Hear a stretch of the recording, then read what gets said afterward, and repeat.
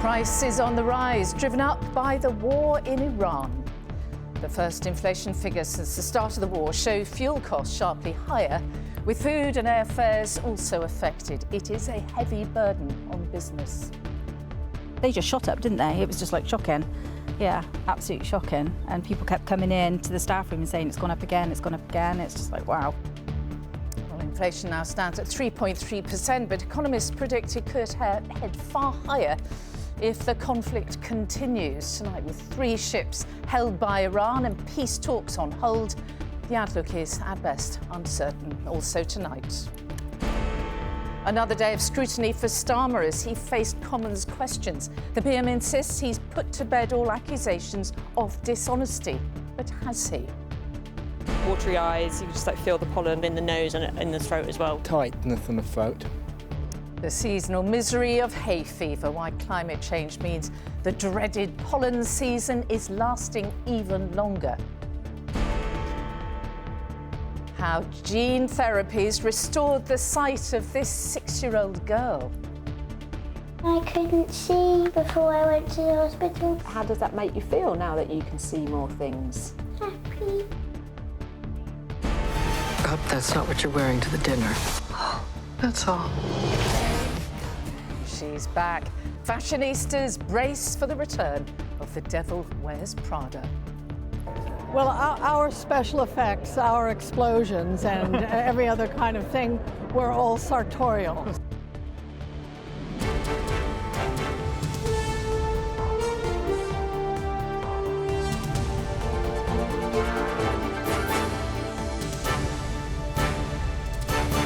This is the ITV Evening News with Mary Nightingale.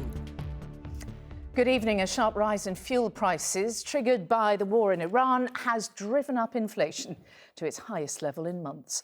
Figures out today show we are also feeling the impact through increased food costs and a huge jump in airfares. The rate at which prices are rising reached 3.3% last month. That is up from 3% in February.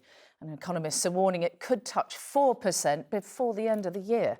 Our economics editor, Joel Hills, reports. Oil and gas are the lifeblood of our economy, and so the tremors from a war in the Persian Gulf are being felt here in Gloucestershire.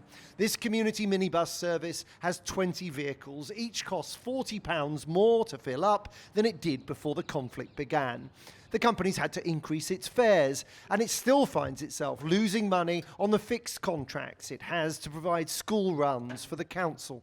Are you surprised by how quickly petrol and diesel prices have gone up? They just shot up, didn't they? It was just like shocking. Yeah, absolutely shocking. And people kept coming in to the staff room and saying it's gone up again, it's gone up again. It's just like, wow. The full force of this energy shock has yet to be felt. Dennis and Pauline are off to the supermarket. The stores I'm going into, the prices haven't jumped up significantly. I'm not noticing any specific things or items which I can't no longer buy. Before the war, the headline annual rate of inflation was slowly fading back towards the 2% target. Last month, it took a step up to 3.3%. We're still nowhere near the double-digit peak of 4 years ago, which was triggered by Russia's invasion of Ukraine, but the trend has reversed. Food and drink inflation edged up last month to 3.7%. Producers think it could be as high as 10% by Christmas, and that's a best-case scenario. When oil and gas prices rise, food becomes more expensive to grow, transport, process, package, heat and chill. It can take sort of up to 7 or 12 months for raised food prices to become visible to consumers before those prices actually manifest themselves as, you know, the higher cost of a loaf of bread or a box of breakfast cereal on supermarket shelves. Markets are betting that the Bank of England will raise interest rates at least once before the end of the year, but that is not nailed on. Higher interest rates won't reopen the Strait of Hormuz, but if households respond to yet another squeeze on their living standards by demanding higher pay and businesses raise their prices, the bank may feel compelled to act. Airlines have begun to raise their fares, but companies everywhere know there's a limit to what people are willing and able to pay. Brittany Ferries ships are powered by a mix of diesel, liquefied natural gas and heavy fuel oil. The price of all three has risen, but the company's promising no price rises for the next 6 months. Of course, people are very sensitive to prices because we all know that times are quite tough overall. So that's why we're also very conscious of controlling our costs the best way possible. What happens next is as unpredictable as President Trump, but another wave of inflation is building. For now, it's most visible at the petrol pump, although that will soon change. OK, well, let's go straight to Joel, who's in Newent in Gloucestershire for us this evening. Joel, this is only 1 month's figures, isn't it? But there are some really worrying indicators for the future. Yeah, look, inflation was driven higher in March because of the price of heating oil, diesel and petrol, but that really was just the start. In the months to come, food and energy prices look set to rise in ways that people will likely feel. We are then in the foothills of something really quite serious, but we shouldn't lose our heads over this. It's important to remember that most economists don't think prices are about to take off in the way that they did 4 years ago, with the caveat that the war in Iran comes to an end in pretty short order. However, that's not a universal view, and the stakes are really high. Today, on the continent, the EU Commissioner for Energy and Housing said, this crisis is probably as serious as the 1973 and 22 crises combined. Now, Dan Jorgensen is signalling there that he thinks this could be worse than anything we've experienced in living memory. Let's hope he is wrong. But the longer the Strait of Hormuz remains closed, the more pressure the government is going to come under to help households and businesses cope with the inevitable squeeze. Airlines have already asked for tax breaks. Food producers are asking the Chancellor, considering to subsidise energy bills to prevent a pass-through of their costs onto consumers. The pressure is going to build from here. OK, Joel in Newent in Gloucestershire, thank you. And as Joel says, how long and how deep the economic pain may be depends a lot on what happens in the Middle East. 3 ships came under Iranian attack in the Strait of Hormuz today. That despite the US President Donald Trump announcing an extension to the US ceasefire with Iran last night. Further peace talks are now, we're told, on hold. Well, our US correspondent Dan Rivers is in Washington. So where are we then tonight, Dan? How do you assess it? Well, look, Mary, the ceasefire itself is holding, but it is undoubtedly fraying. Let me sort of break this down into good news and bad news, if you like. The good news: in the last hour, Donald Trump has put out a social media post where he has said that he appreciates a gesture by the Iranians to release 8 female protesters in Iran who were facing the death penalty. 4 of them are going to be released immediately, he says, and 4 will have a month in prison and then be released. And he says he appreciates that they have responded to my request. So perhaps a sort of beginning of some sort of conciliatory gesture from the Iranians. The bad news, I'm afraid, is that there is no sign of these talks getting underway anytime soon.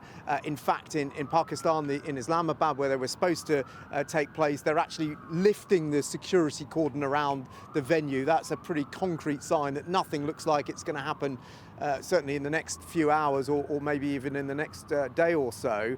So no sense at the moment that the Americans or the Iranians are going to turn up there and try and come to some sort of deal.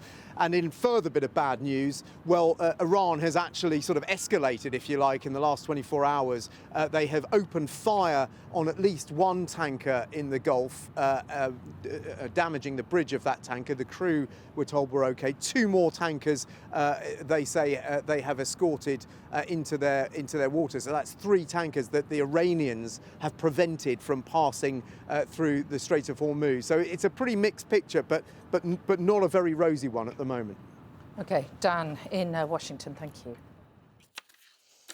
Well, here the Prime Minister faced fresh scrutiny from MPs today over the scandal surrounding his appointment of Peter Mandelson as UK ambassador to the US. Sir Keir Starmer insisted evidence yesterday from the sacked Foreign Office boss, Sir Ollie Robbins, put to bed, as he put it, accusations of dishonesty.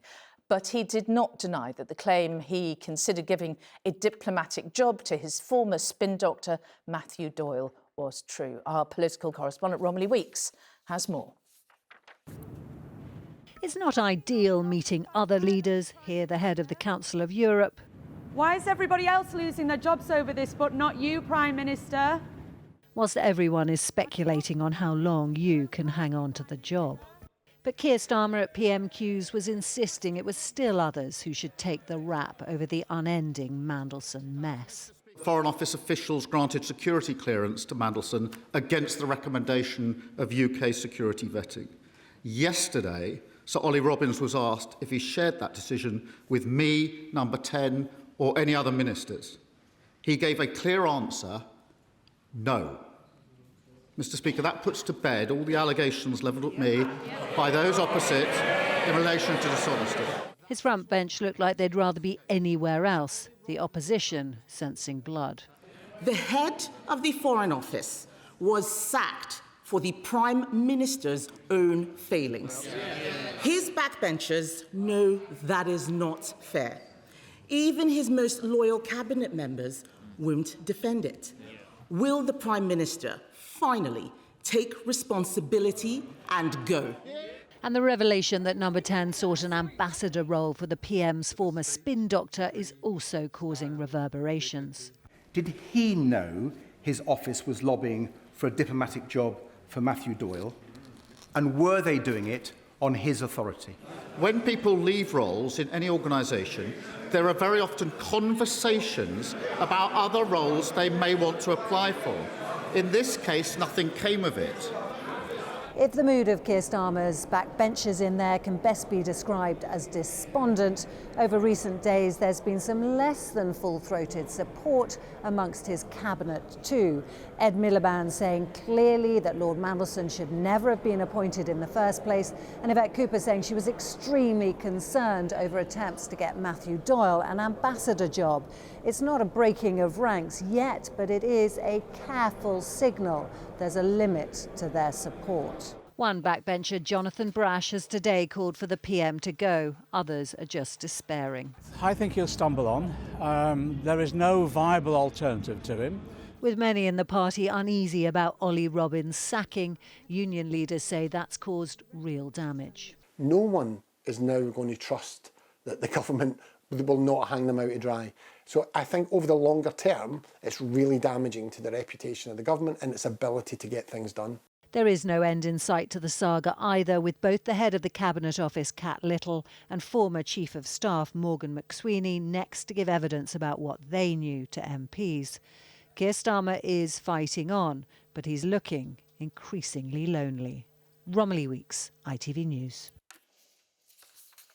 OK, well, let's go to our political editor, Robert Peston, on the set of his politics programme, which is coming up a little bit later tonight. Robert, the PM says he's put this to bed. His words, has he? Oh, gosh, definitely not. Because what we learned today is that Morgan McSweeney, his former Chief of Staff, and he was the individual who most wanted Peter Mandelson appointed as ambassador in Washington, and ultimately lost his job because of the way that he persuaded the Prime Minister to appoint Peter Mandelson. He will be giving evidence to MPs on Tuesday.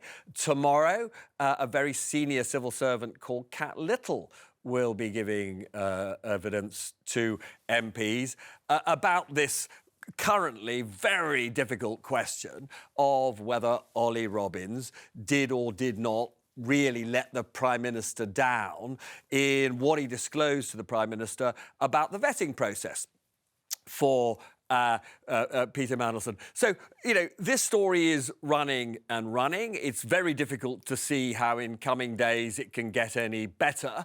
And if you want, I suppose, a manifestation of how worried the government is, well, the local elections, the elections in Scotland and Wales are not till May the 7th, but Parliament is actually stopping functioning. It's being prorogued next Tuesday.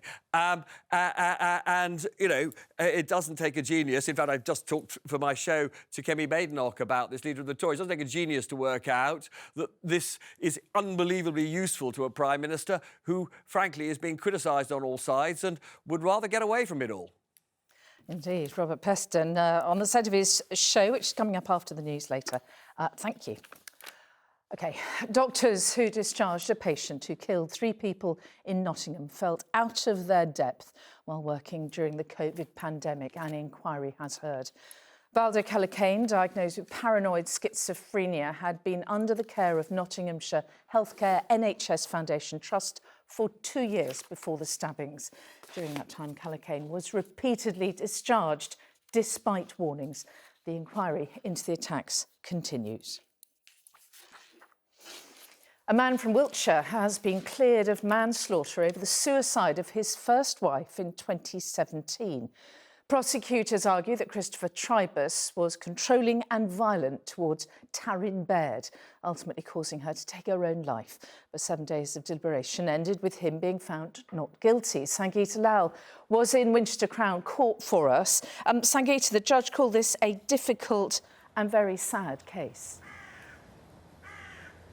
Yes, it's also been a complicated trial. Prosecutions like this are new and relatively rare, where prosecutors try to directly link a victim's suicide with the actions of a partner. Now, Taryn Baird took her own life in November in 2017.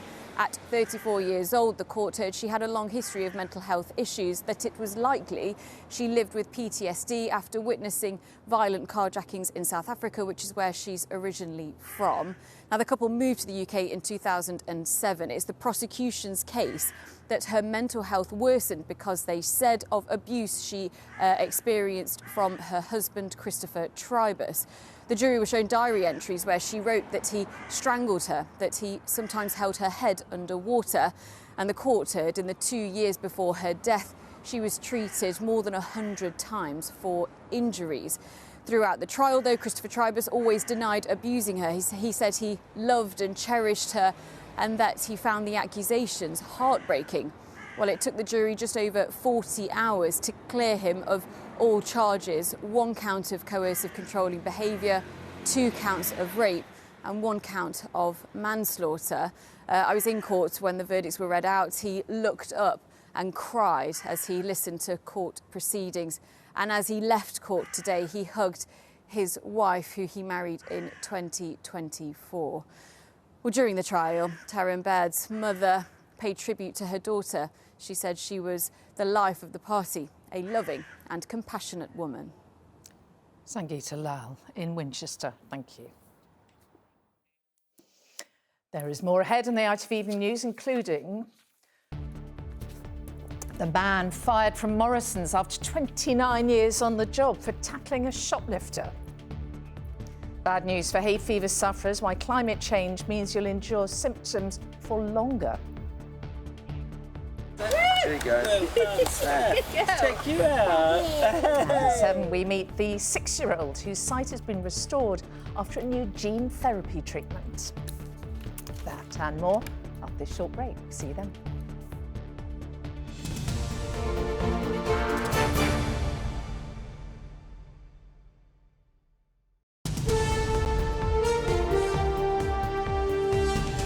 Hello again, welcome back. A massive EU loan for Ukraine is tonight on the cusp of being approved, ending months of deadlock. A repaired pipeline means Russian oil is once again flowing towards Hungary and Slovakia. That paves the way for Hungary to lift its veto on funds for Kyiv. Well, our Europe editor James Mates is here. This is welcome news for Ukraine. It's been a while coming. It's huge news for Ukraine, and it's a direct result of that election in Hungary 10 days ago. People wondered why the world was watching that election so closely, and this is one of the reasons.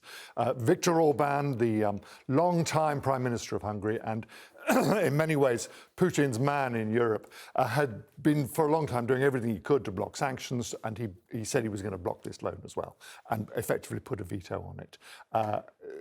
The new man, Peter Magyar, hasn't taken over yet, but it's clear the way things are going, and the Hungarians have lifted their veto, so that money can now flow to Ukraine. What is flowing, as you mentioned the other way, is oil from Russia through Ukraine to Hungary and Slovakia. Now, a few months ago, that pipeline was blocked. The Ukrainians said, oh, it was a Russian attack. The Hungarians said, we think you've blocked it. Anyway, the Ukrainians now say they've repaired it, and coincidentally, today, it's all come together. Oil's flowing one way, money's going the other. They need it desperately. About 2/3 of it will go on defence, on just getting weapons to fight the war. 1/3 to prop up the economy, which has been in real trouble without this money. It's EU money. There won't be UK money involved. Obviously, we're not part of the EU, and the British government points to how much other aid it gives to Ukraine. But the EU have borrowed this, acting in some ways like a government rather than individual countries having to do it. But it's a complete lifesaver for Zelensky in Ukraine. Yeah, OK. Interesting stuff, James. Thank you. A sacked supermarket manager has described the impact of his split-second decision to tackle a shoplifter. Sean Egan worked at the Morrison's branch in Aldridge in the West Midlands for 29 years. He was fired following his intervention against a known thief who had become abusive. Morrison's insists its staff must follow strict policies for their own safety. But Britain's most senior police officer today told ITV he backs Mr Egan and is bewildered by the case. Lucille Brobby reports. For nearly 3 decades, Sean Egan worked at Morrison's, starting at 17 and eventually becoming a store manager. But in December, one incident changed everything. He approached a shoplifter who he said spat at him several times and says he had no choice but to defend himself. I could hear him clearing his throat, and I flung my arm out to create distance, and I caught him across the upper body. And this is where interaction happened when I tried to stop him going into the bag, where I later found out there was weapons, and we clashed heads. In February, Morrison's dismissed him, citing its policy for staff to deter and not detain. There's no point in during any of this investigation or disciplinary that I deny that I defended myself. There's no intent, that's not my intention to do. It happened, I did not deny that. But my point is that I tried to defend not only myself, but ensure that my colleagues that were around and customers, which there were plentiful at that time, were not hurt. Since the incident, Sean says his life has been turned upside down. I want a job and I want to move forward, and right now, up until this point, it's affected me in many ways, mentally and emotionally, how my state of mind, and it had a massive impact on my family. His case is not an isolated incident. Former Waitrose employee Walker Smith was sacked after stopping a shoplifter. But with shoplifting on the rise, Britain's most senior police officer says there are situations where staff stepping in may be justified. They feel able to intervene and they feel they can do that safely. We'd always want people to do that. We want the public to be part of the fight against crime. Morrison says the incident was fully investigated and that the correct process was followed. They also say they're taking action to address shoplifting and violence in its stores. Lucille Brobby, ITV News.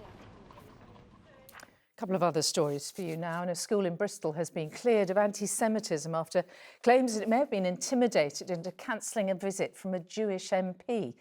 Damien Egan was reportedly prevented from visiting Bristol Brunel Academy earlier this year, following intervention from pro-Palestinian activists. But an independent review found the school had wanted to protect him from potential abuse. And British pet owners could find it harder to take their pets to the EU after new rules came into force today. A loophole that allowed second homeowners or frequent travellers to use a pet passport issued by an EU vet is being closed. Then I have to get a British health certificate for every round trip.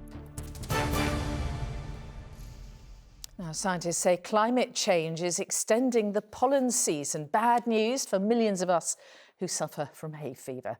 The condition is an allergic reaction to particles in trees, grass and weeds. A study found that symptoms are kicking in earlier each year, lasting 2 weeks longer than they did back in the 1990s. More of us are being affected too, 26% of adults and between 10 and 15% of children endure sneezing, coughing and itchy eyes. Our science correspondent Martin Stew explains. For millions of us, bright and breezy means sneezy. Watery eyes, you can just feel the pollen. Tightness in the throat. In the nose and in the throat as well, which kind of makes you feel like you're being sick. The cause? Hay fever, an allergic reaction to pollen which affects 1/4 of UK adults. For severe sufferers like Maria, inhalers, EpiPens, antihistamines, gluey eyes, sore throats and even nosebleeds are the norm. and paracetamol just in case the headache gets really bad. You're like a walking pharmacy. I feel like it. Scientists say climate change means the hay fever season is now 1 or 2 weeks longer than it was in the 90s because spring is starting sooner. Have you noticed the season getting longer? Absolutely. Well, I'd usually start my steroids and antihistamines in February for that March time. But now, where the pollen's coming earlier, I'm presuming with the weather and the trees think it's a different season, I haven't got that antihistamine build-up, so I'm suffering more in February time. And it's not just the hay fever season getting longer. A separate scientific report has found more people in the UK suffer from allergies than almost anywhere else in the world. Some of that might be due to effective diagnosis, but other things are at play too. We have more pollution now, we have more issues with the microbiome because of the more processed foods that we're eating, particularly with hay fever and the pollen season getting longer, then you have more exposure, then you put pollution into that piece, and the pollution makes the pollens more aggressive and make you more likely to have allergic symptoms. There is no cure, but those symptoms can be eased by antihistamines taken early, limiting exposure to pollen and easing off the booze. Martin Stew, ITV News. And to find out more about why the hay fever season is being prolonged by climate change, head to our website. That's itv.com/news. You are watching the ITV Evening News. It's nearly 7 o'clock and here's what's still ahead. King Charles thanks Glasgow's frontline workers. It made me cry all over again because, of course, I didn't know then that I had cancer, but I just knew. How her second stint in the jungle led to Corrie star Beverly Callard's breast cancer diagnosis. I'll be live on potentially one of the most fashionable red carpets of the year because after 20 years, we've got The Devil Wears Prada 2. And England star Jude Bellingham is giving back to his home city. And in a short while, join me from the very top of the Battersea Power Station chimney where I bring you the forecast and unrivaled views across the capital. But first, how pioneering treatment led to the remarkable restoration of a 6-year-old's sight. Safi Sanford from Stevenage was born with the rare condition Leber's congenital amaurosis. It causes severe loss of vision and even blindness. And Safi's parents feared for the future impact on her life too. That was until, in Mum Lisa's words, a top consultant waved his magic wand to treat her. In fact, the process involved the first of its kind use of gene therapy. The doctor responsible told ITV News it was a huge privilege giving his young patient back her eyesight. Our health correspondent Rebecca Barry met Safi for this special report. Well done, Angel. You're going to put some more on? In her early years, Safi's sense of the world around her was limited. Her parents noticed she had to hold objects very close to her eyes. Then came the diagnosis. Safi has a rare genetic condition that causes blindness. The doctor was kind of struggling to get it out, but in the end I said, "Are you telling us that our daughter's going to go blind?" And he said, "Yes." And we both just cried, didn't we? That was the worst. And he said, "She will be fully blind by the age of 30 without treatment." I sat and I thought, what if she can't pick a wedding dress? What if she can't go on holiday with her friends? What if she has a child and she can't see their face? And it was just, you can't comprehend losing your eyesight, and you definitely can't comprehend it for your child. But Safi was offered life-changing gene therapy at Great Ormond Street Hospital, and we were shown behind the scenes. I've never been fortunate enough to actually watch gene therapy happening. Can you talk me through this? Sure. What we've got here is a picture of the back of the eye. This is Safi's eye. Safi has a faulty RPE65 gene. It provides the fuel to turn light into electrical signals that allow us to see. So consultant Rob Henderson inserts a modified virus into Safi's eye, introducing a healthy copy of the gene into the cells that aren't working. Slowly the cells are going to see this new set of instructions, which is what a gene is, and that is going to allow Safi to start to be able to see. Transform her life and her future. That's what we hope. My tree over there. This was the result after treatment in one eye. Can you see Mummy's face? Yeah. Tell me some. Mummy's whole face. What about now? Can you see Mummy's face? No. Got to look where you're going.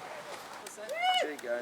Let's take you out. This is Safi today, after gene therapy in both eyes, reaching milestones that were once impossible. I couldn't see when before I went to the hospital, but now I can see. How does that make you feel now that you can see more things? Happy. Oh, it changed colour. Because infants can't easily do traditional eye tests, experts developed this method, measuring the electrical impulses sent to the brain. Doctors hope this credible evidence of the treatment's success will lead to more investment in gene therapy for other children with rare genetic blindness. It must be incredibly exciting for you personally to be able to help patients in this way. It's a huge privilege to be able to take a patient who is functionally sometimes blind and give them back vision that will allow them to have a sighted education, to live a very normal life is extraordinary, and I am unbelievably lucky to be able to do that. Lisa and Tam are beyond grateful to him. It's like a miracle. It's like Rob Henderson, has waved his magic wand and given her sight back. Yeah. I just don't think there's a better gift than that. That's it, good girl. It's not a cure, but doctors are confident for Safi's future. The family now fundraising for research to help others like her. Rebecca Barry, ITV News.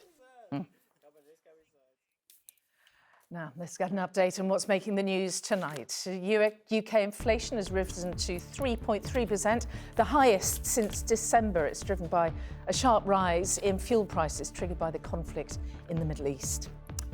And Keir Starmer says he hopes he has put to bed all the allegations against him. The Prime Minister faced scrutiny in the Commons after claims from former colleagues that they felt under pressure to wave through Peter Mandelson's security clearance. Chelsea's head coach is tonight out of his job, sacked by the club following 5 successive Premier League defeats. Liam Rossini was meant to be at Stamford Bridge for 6.5 years. He barely lasted 3.5 months. Our sports editor Steve Scott joins me now. I mean, things had started well, hadn't they? Reasonably, but no surprises about this decision, really, because what happened last night, as you've just said, they lost their 5th game in a row, didn't score a single goal in any of the games. That's the first time that's happened at the club for more than 100 years. And after the game, Rossini himself actually called the performance indefensible, said the players needed to have a look in the mirror, and he said something drastic had to change. Well, that's happened. The fans have clearly turned on him. Champions League qualification is looking dodgy at the moment, 7 points behind Liverpool, who are in the last Champions League spot. As you say, he was only 3.5 months into potentially a 6.5-year contract. He managed 23 games, lost 10 of those. In a statement this afternoon, Chelsea said this decision has not been taken lightly by the club. However, recent results and performances have fallen below the necessary standards, with so much still to play for this season. Now, there's been quite the turnover of managers at Chelsea since Bluco took over in 2022 from Roman Abramovich, you remember. I think Rossini was the 7th. That's in less than 4 years. So if you think about all the compensation, apart from anything else that they've had to pay. So yet again, the way they manage the club, the way it's run by their American owners is going to come under scrutiny once more. The irony of today's timing is that Rossini and Chelsea had actually made it through to the semi-final of the FA Cup. That's at Wembley. That's on Sunday against Leeds. OK, Steve, thank you.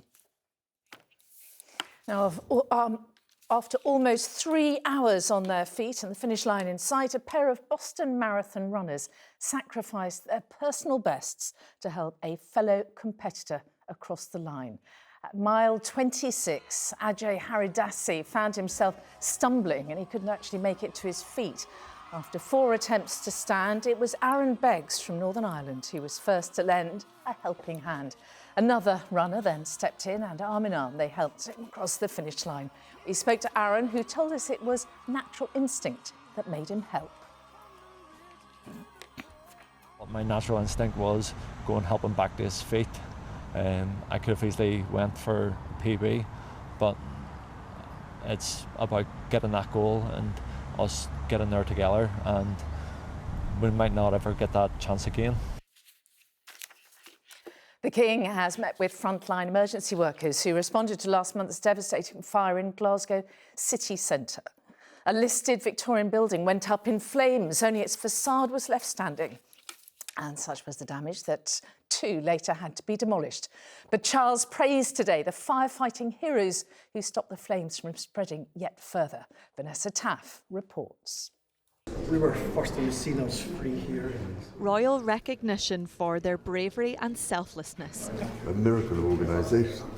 That miracle of organisation the King was so curious about was recently put to the test. This team of firefighters tackled one of the largest blazes to destroy a part of central Glasgow. Really great honour to be able to speak to His Majesty the King and explain the fire incident at Union Street itself, the tactics that we deployed, how we worked together to collaborate and bring the incident to a safe and effective conclusion. The fire on Glasgow's Union Street began in a vape shop last month and spared little mercy to one of the city's architectural jewels. At its height, 300 firefighters worked to bring the inferno under control. This is what remains. Safety crews continue to manage the damage done that day. In the shadow of the wreckage, a physical reminder of the work carried out by firefighters past and present. While no one was killed or injured, livelihoods and the physical structure of Forsyth House have been lost. The fire service prevented further damage to Central Station and saved the iconic Grand Central Hotel from devastation. Preserving the city's history and managing the scale of the incident was an intricate challenge for even the most experienced fire crews. I've been in the fire and rescue service for almost 25 years and that is without doubt the most complex fire that I've dealt with. Did you have to come rushing up to help? I did, yeah. And rushing to help is something Scotland's emergency services will always be committed to doing. Vanessa Taff, ITV News, Dumfries House. The Coronation Street star Beverly Callard says she cried all over again watching her departure last night from I'm a Celebrity on medical advice. The series was filmed last year before she learned of her breast cancer diagnosis. Beverly recently underwent surgery and says she is doing really well. Jay Akbar reports. I've just got something to tell you all. Days before the final, heartbreak for an I'm a Celebrity all-star. I didn't feel very well this morning. Beverly Callard told campmates her stint in South Africa was over. They've said I can't come back in. I've got to go home. I've got to come out. Filming finished months ago. Beverly's now revealed she didn't realise how ill she was. It made me cry all over again because, of course, I didn't know then that I had cancer, but I just knew that it was the sort of last couple of days there that I'd not felt very well. She was diagnosed with early-stage breast cancer in February. Clearly, it was already affecting her. I was called into the Bush Telegraph and apparently I lost consciousness for a little while. They took me to a medical hut. They were amazing. They really looked after me and then they said, you can't go back. So, but that was the start of everything, really.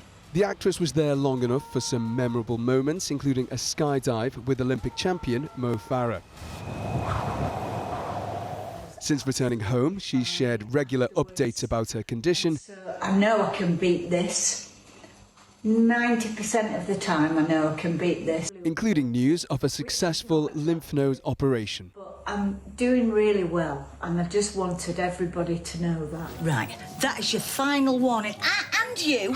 She's best known for her role as Liz MacDonald, Coronation Street's feisty and resilient landlady. In this case, life does imitate art. Jay Akbar, ITV News. Now, it is often said that Meryl Streep doesn't do sequels, but 20 years since she played fearsome New York fashion magazine editor Miranda Priestley, she is back starring in The Devil Wears Prada 2. Am I having a hallucination? Hi, Emily. You also know her? We were at Runway at the same time, Miranda. Really? Where was I? Well, let's go live to our entertainment reporter Rishi Davja at the film's European premiere in Leicester Square right now. Rishi, this movie has big and, naturally, high fashion shoes to fill, doesn't it? It really does. The first made £250 million at the box office. It showcased and romanticised the high-pressure world of fashion. It championed an underdog, and it generated about 2 decades worth of memes and GIFs.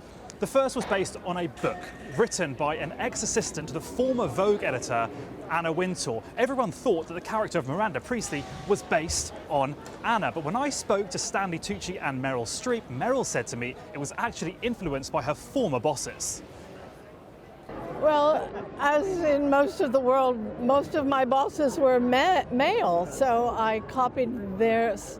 The most effective ones that I thought were sort of funny and or droll and effective, and they were people that didn't raise their voices, and I thought that was a good choice to make. I tried it at home, it didn't work. I know you were filming, but I felt like I was on set as well because I was seeing so much of the content online. What's that like as actors, where you've got all the cameras that you're not supposed to be looking at and then all the ones from the fans who are so excited to see what's going on? Very distracting and quite painful and slightly annoying.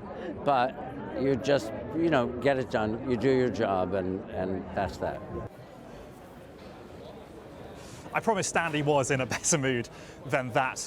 Since the first film was released, the story's actually been turned into a musical. The new one, which is out in cinemas next month, brings back all those famous faces, including Anne Hathaway and Emily Blunt. I got a split second with them on the red carpet and asked, we've had a first, we've had a second, surely we're getting a third.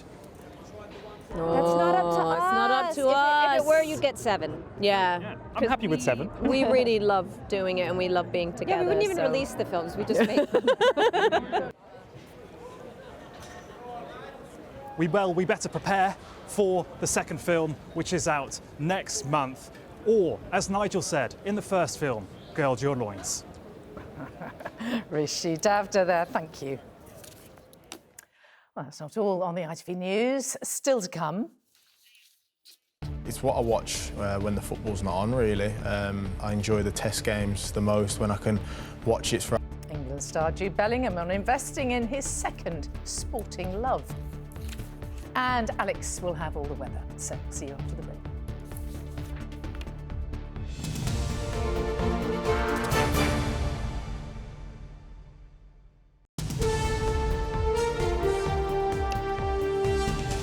Hello again, welcome back. Time to get tonight's forecast now. And Alex is the top of the iconic Battersea Power Station in London. Alex, beautiful views over the capital where you are. Absolutely, Mary. Good evening. Yeah, what a wonderfully stunning day it has been today. High pressure firmly in control all around us, so it only felt right to bring you the forecast at height. We are 109 metres up in the air on top of the Battersea Power Station chimney with absolutely stunning views. So let me just take you over here. You can see the sun is beginning to drop towards the horizon. You might be able to make out the Chelsea Bridge below. That's full of traffic, as you'd expect at this time in the capital. Coming round, you might be able to spot the Wembley Arch, and then a little bit further, we've got the BT Tower, and then over in the distance there, we've got the Houses of Parliament, the London Eye, and then also the Shard sticking out with nothing but blue sky. And we're going to see more of this blue sky and also sunshine as we head through the next few days. But I want to point out that UV levels are certainly rising. So let's take a quick look at the UV index, and you can see that at this time of year in April, the sun is as strong as it would be in August and September. So don't be caught out by the breeze that we've had over the last few days. That will make your skin feel cool, but it still will burn. So let's take a quick look at those UV levels for tomorrow. And as you can see across the south in particular, they are going to be rising to high. And of course, lots of people suffering with hay fever at the moment. Those levels also rising with the settled conditions. Remember that those levels will be high in the morning, and then in the evening, during the daytime, the pollen is suspended up in the atmosphere. Right, let's take a look at the forecast.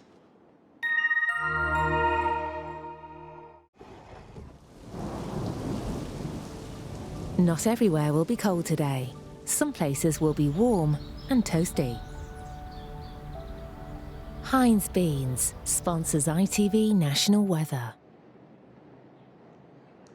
So very fine conditions continue throughout the rest of this week and into the weekend as well. Lots of dry weather, warm in the sunshine. We'll start to lose that breeze, which has made it feel a little cool at times, but you will notice those chilly nights. So quite big differences between our daytime highs and our nighttime lows. It could still be down to around 2 or 3 degrees Celsius. Pushing on then, as we head through the next 24 hours, you can see on the pressure setup that high pressure firmly established over the UK, and that is keeping areas of low pressure at bay as we head through the next couple of days, certainly. So for this evening, very, very fine conditions. There will be little bits of pieces of cloud around, but certainly lots of lengthy clear breaks, and it is in those clear breaks that we will see those temperatures taking a bit of a tumble, as I mentioned before. So still some chilly nights to come as we head through tonight and over the next few nights as well. That sets us up for a fresh start tomorrow, but also a pretty fine one.